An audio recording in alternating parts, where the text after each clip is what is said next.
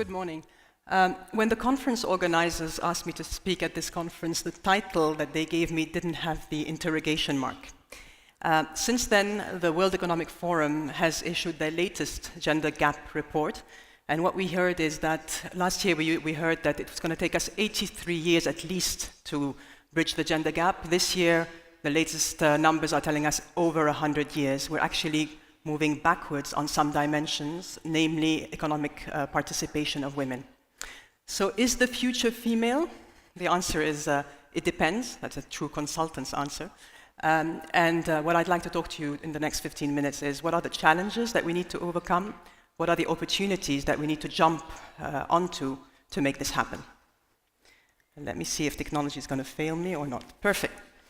So when we used to talk about women empowerment and gender parity, the talk used to be about being fair to women, doing the right thing. The conversation has completely moved now, and now everybody realizes it's a business imperative. There is no choice. At the family level, when the women go to work, the whole family does better. There's a higher income, better health care, better quality of life.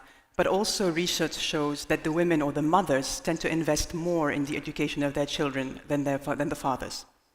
At the company level, there's a lot of research that's showing that when you have diversity at the board level, when you have diversity at the senior level, then you also see that the company tends to overperform the industry peers. At a country level, there's a lot of research that's showing that as women participate in the economy, you have a higher GDP, you have impact on society, a positive impact on society, and even a positive impact on politics and peace.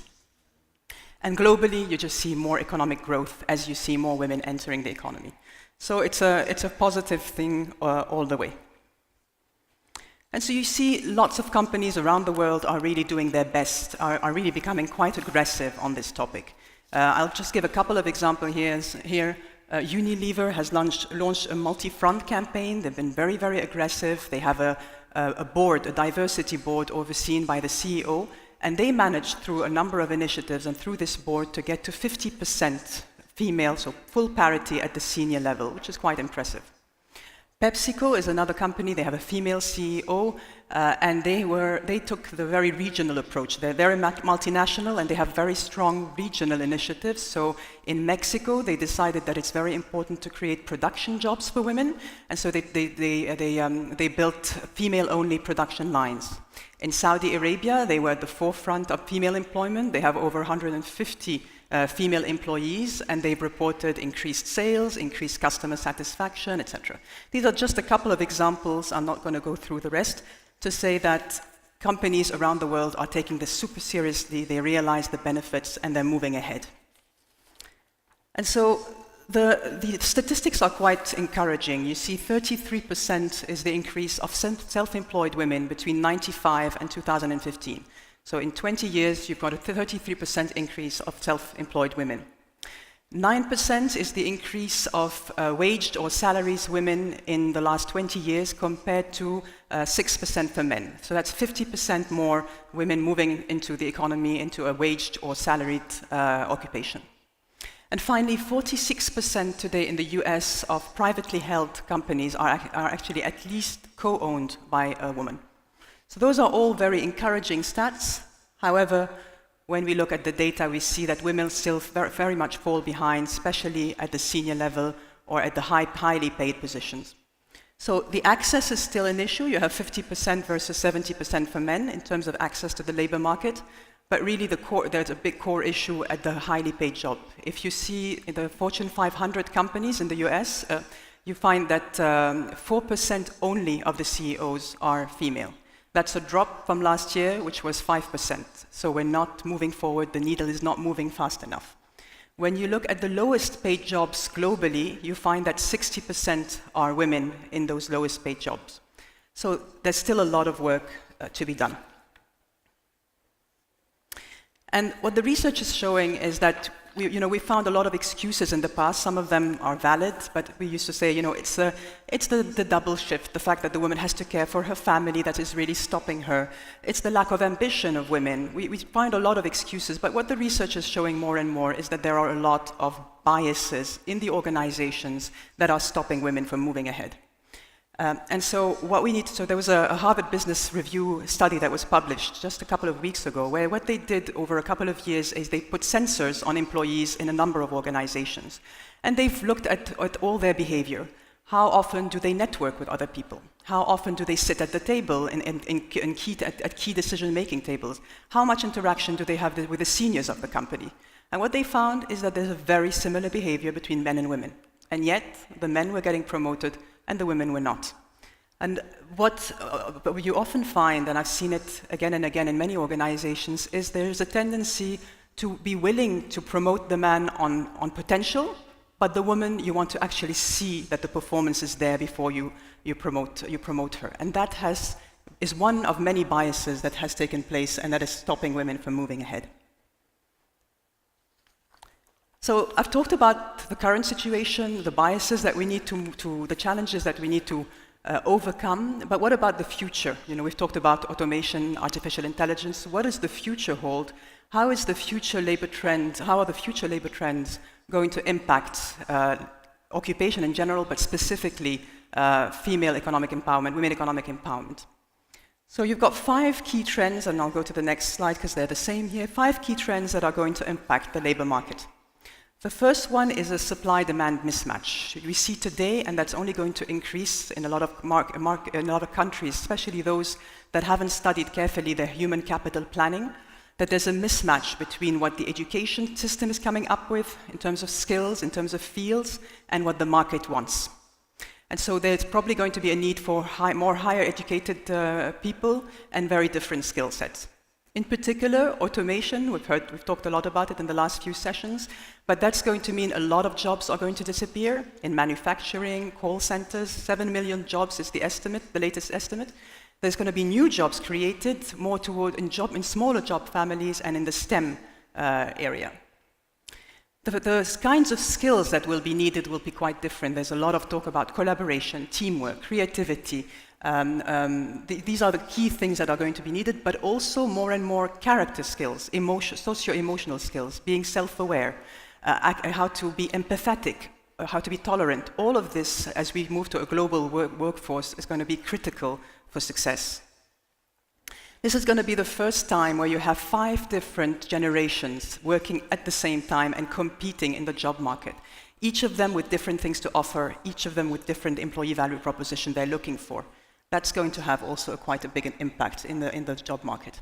And finally, the automation and connectiveness means that there's going to be much more, connectivity means much more flexible workforce. They can work from anywhere, anytime, and that will have its own implication. Freelancing, of course, is going to be under increase, as you well know. What does that mean for women? What does it mean for gender parity? Well, it means a mix of things. Some things positive, and some of them not so. In terms of positive impacts, the fact that you will require more educated people is actually positive for women. Women have closed the education gap and actually surpassed the education gap in many places around the world, where you see that the enrollment in universities of women is higher than men. So that will potentially be positive. The importance of socio-emotional skills is going to be quite positive for women, who tend to, because of their caring role so far in society, they tend to come with higher self-awareness, higher empathy, and all of these great things that will be so important as the rest is taken over by robots. Flexibility. The flexibility, you can imagine, will be important for all of us, but will help even more women as they try to juggle with their lives. But it's also going to be quite important to help with the biases. When you're going to have freelancers who are going to offer you their services, and you don't even see whether it's a woman or a man, you're judging them much more on the quality of the work, and then you rate them on the platform. Nobody cares if it's a woman or a man. Everyone's judging the actual product, the actual service that is being offered, and that is going to be helpful to women as well. In terms of negative impact, the growth in STEM and IT could be negative for women unless a huge effort is put in now. And so I was very pleased to see the numbers on the Mars effort here in the UAE. 40% women participation in engineering is extremely strong. The numbers are indeed much more in the tens and 20s around the world, and if that continues, that will have a large negative impact on women empowerment.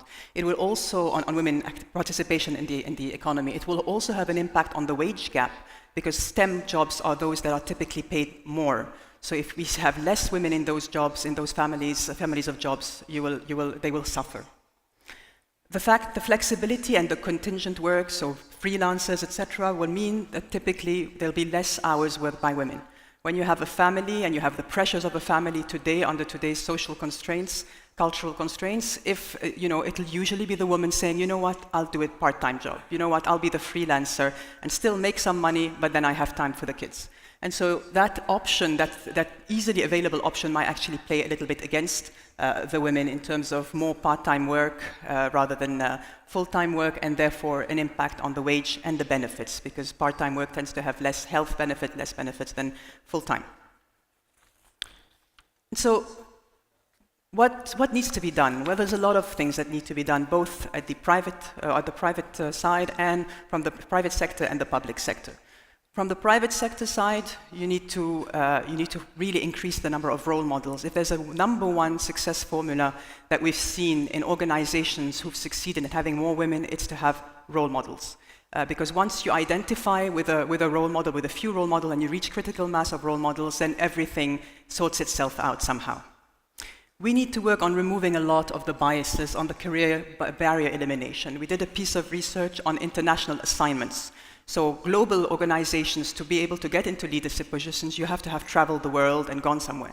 And what we found is that women were very, very rarely offered the opportunity to travel, because the assumption was that women don't want to travel, they have a family, etc. So even when the woman was not married, she was not being offered these opportunities. So we need to think about these biases and eliminate them. We need to push more, and companies need to push more the flexible working policies. This is going to be important for the millennial man and women. The new generation is saying, we need this.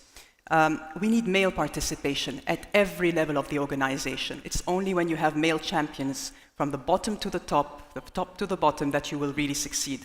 There's been so many efforts in the past where the CEO would just tell a group of women, work on the women's initiative and it'll succeed. It won't. You need to have male champions working with you.